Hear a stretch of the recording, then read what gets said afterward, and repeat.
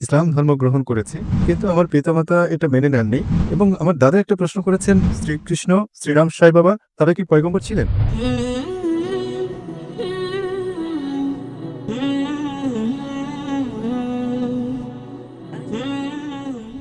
সালাম ডাক্তার জাকির সাহেব। আমার নাম সঞ্জয় নারায়ণ। আমি অন্ধ্রপ্রদেশে অ্যামিনিওর কর্নল ডিস্ট্রিক্ট থেকে এসেছি। আমি গ্র্যাজুয়েশন শেষ করেছি।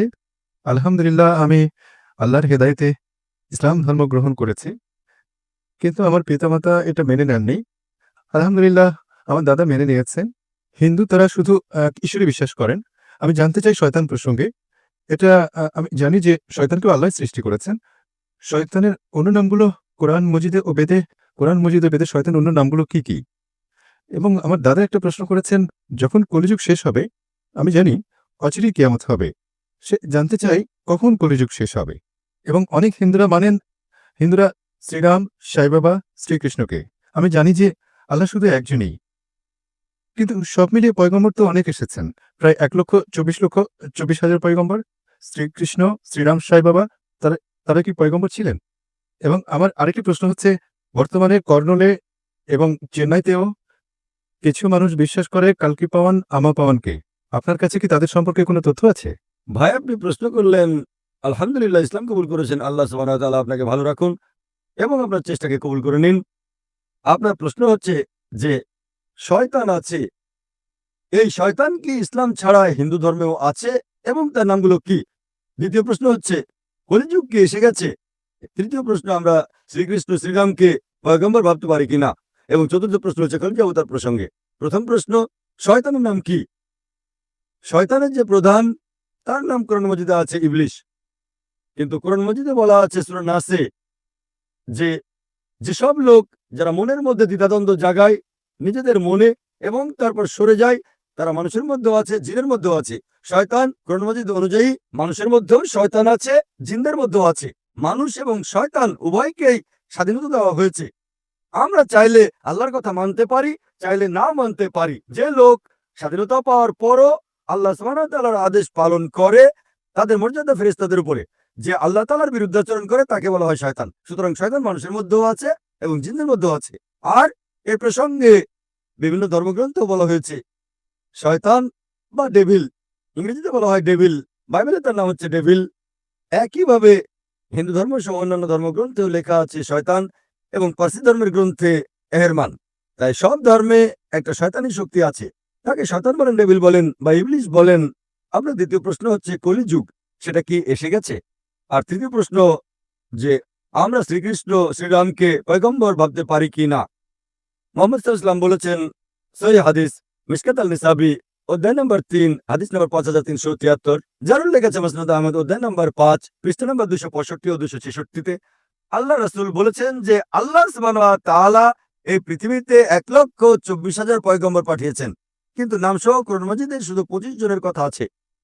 আদম আলাইহিস সালাম, নূহ আলাইহিস সালাম, ইব্রাহিম আলাইহিস সালাম, মুসা আলাইহিস সালাম, ঈসা আলাইহিস সালাম, মুহাম্মদ সাল্লাল্লাহু আলাইহি ওয়াসাল্লাম সহ 25 জনের নাম আছে। কিন্তু কোরআন মাজিদে লেখা আছে সূরা ফাতির সূরা নম্বর 35 আয়াত নম্বর 24-এ, وإن من أمة إلا خلا فيها نذير। এমন কোন উম্মত ছিল না যার কাছে আল্লাহ সুবহানাহু ওয়া তাআলা সতর্ককারী পাঠাননি। আল্লাহ তাআলা বলেছেন সূরা রাদ সূরা নম্বর 13 আয়াত নম্বর 7-এ, ولكل قوم هاد। এবং প্রত্যেক জাতির কাছে আমি হিদায়াতকারী প্রেরণ করেছি। নাম শুধু 25 জনের উল্লেখ আছে। আল্লাহ রাসূল বলেছেন 1,24,000 পয়গম্বর। আপনি আমাকে জিজ্ঞেস করলেন যে হতে পারে শ্রীকৃষ্ণ পয়গম্বর ছিলেন, অথবা হতে পারে যে শ্রীরাম পয়গম্বর ছিলেন। যেহেতু কোরআন মাজিদে শ্রীকৃষ্ণ অথবা শ্রীরামের কথা বলা হয়নি, কোনো সহিহ হাদিসেও নেই, এজন্য আমি বলতে পারবো না যে তারা পয়গম্বর ছিলেন। আমি বলতে পারি এটা হতে পারে, মেবি হতে পারে তারা পয়গম্বর ছিলেন, হতে পারে পয়গম্বর ছিলেন না। কিন্তু আমি বলতে পারি না যে তারা 100% নিশ্চিত পয়গম্বর ছিলেন। কিছু মানুষ বলে রাম আলাইহিস সালাম, এটা ভুল, এটা বললে ভুল হবে। তাই শ্রীকৃষ্ণ শ্রীরাম হতে পারে পয়গম্বর ছিলেন, হতে পারে পয়গম্বর ছিলেন না। কিন্তু যদি তারা পয়গম্বর হয়েও থাকেন, যে সকল পয়গম্বর মুহাম্মদ সাল্লাল্লাহু আলাইহি ওয়াসাল্লামের পূর্বে এসেছেন তাদেরকে শুধু একটা জাতির জন্য পাঠানো হয়েছিল, তাদের গোত্রের জন্য, এবং তাদের কথা একটা নির্দিষ্ট সময়ের জন্য নির্ধারিত ছিল। এই জন্য আজ আপনি ইন্ডিয়াতে বসবাস করেন, অথবা আমেরিকায়, অথবা ইউকেতে, অথবা সৌদি আরবে, বর্তমানে শেষ পয়গম্বর যা কোরআনে লেখা আছে সূরা আম্বিয়া সূরা নম্বর 21 আয়াত নম্বর 107-এ, وما أرسلناك إلا رحمة للعالمين। আমি মুহাম্মদ সাল্লাল্লাহু আলাইহি ওয়াসাল্লামকে পাঠিয়েছি কিন্তু শুধু রহমত হিসেবে সমগ্র সৃষ্টির জন্য, সমগ্র মানবজাতির জন্য, সমগ্র পৃথিবীর জন্য। যেহেতু মোহাম্মদ সাল্লাল্লাহু আলাইহি ওয়াসাল্লাম ছিলেন শেষ পয়গম্বর, তাকে শুধুমাত্র মুসলমান বা আরবদের জন্যই পাঠানো হয়নি, তাকে পাঠানো হয়েছিল সমগ্র মানবজাতির জন্য। তাই আজ হয়তো আপনি বাস করছেন ভারতে অথবা ইউএসএ তে অথবা ইউকেতে অথবা সিঙ্গাপুরে অথবা সৌদি আরবে, আপনাকে বিশ্বাস করতে হবে শেষ পয়গম্বর মুহাম্মদ সাল্লাল্লাহু আলাইহি সাল্লাম। আর এটা লেখা আছে হিন্দু ধর্মের গ্রন্থেও। যেমন আপনি বললেন কলকি অবতার সম্পর্কে, এই বিষয়ে আমি লেকচার দিয়েছিলাম গত শনিবার, এক সপ্তাহ আগে 15 তারিখে। এই মঞ্চে এক সপ্তাহ আগে আমি বলেছিলাম মুহাম্মদ সাল্লাল্লাহু আলাইহি সাল্লামের কথা বিভিন্ন ধর্মের গ্রন্থসমূহে, এবং সেই বক্তব্যে আমি কলকি অবতারের কথাও বলেছিলাম।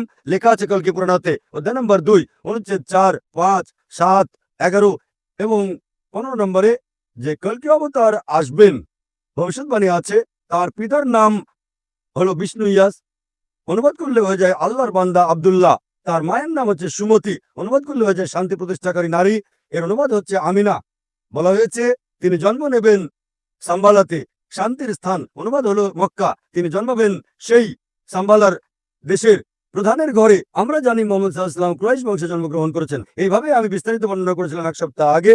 কলকি অবতার, এই কলকি অবতার হলেন শেষ পয়গম্বর মুহাম্মদ সাল্লাল্লাহু আলাইহি ওয়াসাল্লাম। আপনি এই বিষয়টা আপনার পিতাকে জানাতে পারেন, এবং ইনশাআল্লাহ আমি দোয়া করব আপনার পিতা যেন হেদায়েত হন। আসসালামু আলাইকুম।